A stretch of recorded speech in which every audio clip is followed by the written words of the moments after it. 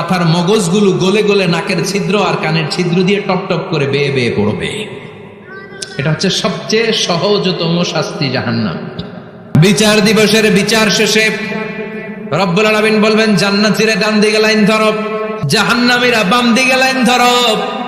পাপীরা, জালেমরা, নাস্তিকরা, কাফেররা, মুশরিকরা, ইসলামের বিরুদ্ধে যাদের অবস্থান ছিল দুনিয়ার বুকে, তোদের লাইন ডান দিকে নয়, তোদের লাইন হবে কোন দিকে? ওই দিন আফসোস, কপাল চাপড়াবে ওরা।